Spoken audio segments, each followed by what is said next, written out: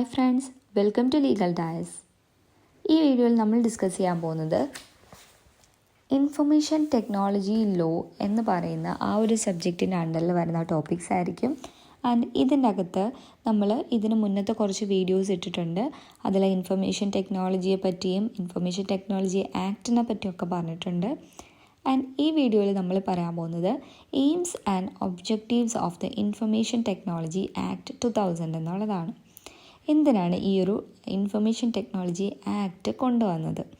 അപ്പോൾ ആദ്യം തന്നെ പറയാം, എന്തിനു വേണ്ടിയിട്ടാണ് ഈ ട്രാൻസാക്ഷനുകൾക്ക് ഒരു ലീഗൽ റെക്കഗ്നീഷൻ കൊണ്ടുവരുത്താൻ വേണ്ടിയിട്ടാണ്. നിയമപരമായിട്ട് ഇതിനെ ഒന്ന് റെക്കഗ്നൈസ് ചെയ്യാൻ വേണ്ടിയിട്ടാണ് ഈ ഒരു ഇൻഫർമേഷൻ ടെക്നോളജി ആക്ട് കൊണ്ടുവന്നത്. അപ്പോൾ അത് ഈ ട്രാൻസാക്ഷൻസ് എന്ന് പറയുമ്പോൾ carried out by means of electronic data interchange and other means of electronic communication commonly referred as e-commerce. അപ്പോൾ എന്തെങ്കിലും ഈ ഇലക്ട്രോണിക് ഡേറ്റ ഇൻ്റർചേഞ്ച് വഴി വരുന്ന ട്രാൻസാക്ഷൻസ് ആണെങ്കിലും അതുപോലെ കൊമേഴ്സ് പോലെയുള്ള രീതിയിൽ വരുന്ന ഇലക്ട്രോണിക് കമ്മ്യൂണിക്കേഷൻ ആണെന്നുണ്ടെങ്കിലും ഇതിനൊക്കെ ഒരു ലീഗൽ റെക്കഗ്നീഷൻ കിട്ടാൻ വേണ്ടിയിട്ടാണ് ഈ ആക്ട് കൊണ്ടുവന്നത്. ആൻഡ് രണ്ടാമത്തെ കാര്യം നോക്കുകയാണെന്നുണ്ടെങ്കിൽ ഈ ഗവൺമെൻറ്റൽ ഏജൻസീസായിട്ടൊക്കെ ബന്ധപ്പെട്ട് ഫയലിംഗ് എന്നുള്ളൊരു കാര്യം, electronic filing of documents facilitate ചെയ്യാൻ വേണ്ടിയിട്ട്.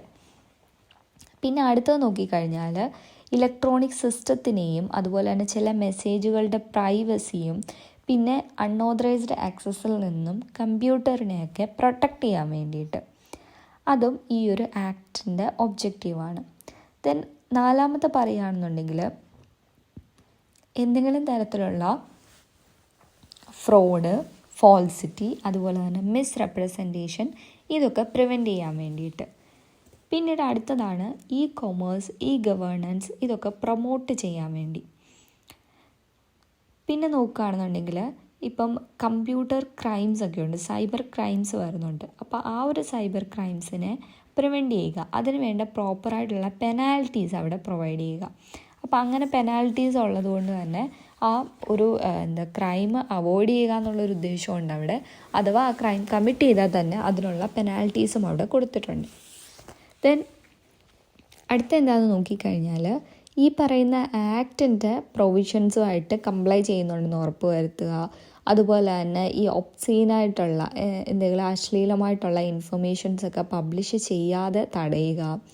പിന്നീട് ഈ പറയുന്ന decryption of information with interest of the സ്റ്റേറ്റിൻ്റെ താല്പര്യത്തോടുകൂടി തന്നെ ഇൻഫർമേഷൻസൊക്കെ കണ്ടെത്തുക, അതിനുവേണ്ടി അസിസ്റ്റൻസ് പ്രൊവൈഡ് ചെയ്യുക എന്നുള്ളത്. പിന്നീട് ഈ UNCITRAL model law adopted by United Nations adopt ചെയ്തതാണ് യൂണിസെട്രൽ മോഡൽ ലോ എന്ന് പറയുന്നത്. അപ്പോൾ ആ ഒരു യൂണിസെട്രൽ മോഡൽ ലോയുടെ ബേസിസിലാണ് നമ്മുടെ ഈ ഇൻഫർമേഷൻ ടെക്നോളജി ആക്ട് കൊണ്ടുവന്നത് തന്നെ.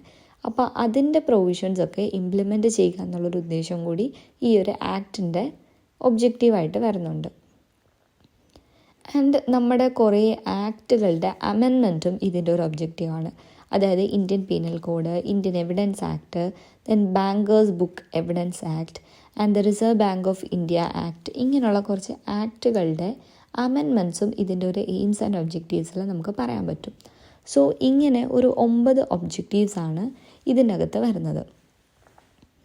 അപ്പോൾ ലീഗൽ റെക്കഗ്നീഷൻ കൊണ്ടുവരിക, അതുപോലെ തന്നെ ഇലക്ട്രോണിക് ഫയലിംഗ് എന്നുള്ളൊരു കാര്യം ഫെസിലിറ്റേറ്റ് ചെയ്യുക, ദെൻ ഇലക്ട്രോണിക് സിസ്റ്റത്തിനെയും പിന്നെ ചില മെസ്സേജുകളുടെ പ്രൈവസി അതുപോലെ തന്നെ കമ്പ്യൂട്ടർ സിസ്റ്റത്തിനെ അൺഓതറൈസ്ഡ് ആക്സസിൽ നിന്നും പ്രൊട്ടക്റ്റ് ചെയ്യുക, ദെൻ മിസ്റെപ്രസെൻറ്റേഷൻ, ഫ്രോഡ്, ഫോൾസിറ്റി ഒക്കെ പ്രിവെൻറ്റ് ചെയ്യുക, കൊമേഴ്സ്, ഗവേണൻസ് ഒക്കെ പ്രൊമോട്ട് ചെയ്യുക, അതുപോലെ തന്നെ കമ്പ്യൂട്ടർ ക്രൈംസ് പ്രിവെൻറ്റ് ചെയ്യുക, അവിടെ പെനാൽറ്റീസ് പ്രൊവൈഡ് ചെയ്തിട്ടുണ്ടായിരിക്കും. പിന്നെ ഈ ഒരു ആക്ടിൻ്റെ പ്രൊവിഷൻസ് കംപ്ലൈ ചെയ്യുന്നുണ്ടെന്ന് ഉറപ്പ് വരുത്തുക, ഒബ്സീൻ മെറ്റീരിയൽസ് പബ്ലിഷ് ചെയ്യാതെ തടയുക, അതുപോലെ ഇൻഫർമേഷൻസ് ഡീക്രിപ്റ്റ് ചെയ്യാനായിട്ട് സ്റ്റേറ്റിൻ്റെ ഇതിനെ അസിസ്റ്റ് ചെയ്യുക. പിന്നീട് യൂണിസെട്രൽ മോഡൽ ലോ, അഡോപ്റ്റ് ചെയ്ത ആ ഒരു മോഡൽ ലോ അതിൻ്റെ പ്രൊവിഷൻസൊക്കെ ഇംപ്ലിമെൻറ്റ് ചെയ്യുക. പിന്നെ കുറച്ച് അമെൻമെൻറ്റ് കൊണ്ടുവരുത്തുക, Indian Penal Code, Indian Evidence Act, പിന്നെന്താണ് ബാങ്കേഴ്സ് ബുക്ക് എവിഡൻസ് ആക്ട്, പിന്നെ Reserve Bank of India Act. അപ്പോൾ ഇതിൻ്റെയൊക്കെ അമെൻമെൻറ്റ്സ് നമുക്ക് ഇനി ഡീറ്റെയിൽ ആയിട്ട് പഠിക്കാനുണ്ട്. ഇപ്പം എയിംസ് ആൻഡ് ഒബ്ജക്റ്റീവ്സിൽ ഇത്രയും കാര്യങ്ങൾ ഓർത്ത് വെക്കുക. സോ ഫ്രണ്ട്സ്, ഈ വീഡിയോ ഇത്രയേ ഉള്ളൂ. നിങ്ങൾക്ക് ഈ ഒരു വീഡിയോ യൂസ്ഫുൾ ആയെന്ന് തോന്നുകയാണെന്നുണ്ടെങ്കിൽ ലൈക്ക് ചെയ്യുക, നിങ്ങളുടെ ഫ്രണ്ട്സിനോട് ഇത് ഷെയർ ചെയ്ത് കൊടുക്കുക, ആൻഡ് ഈ ചാനൽ മറക്കാതെ സബ്സ്ക്രൈബ് ചെയ്യുക.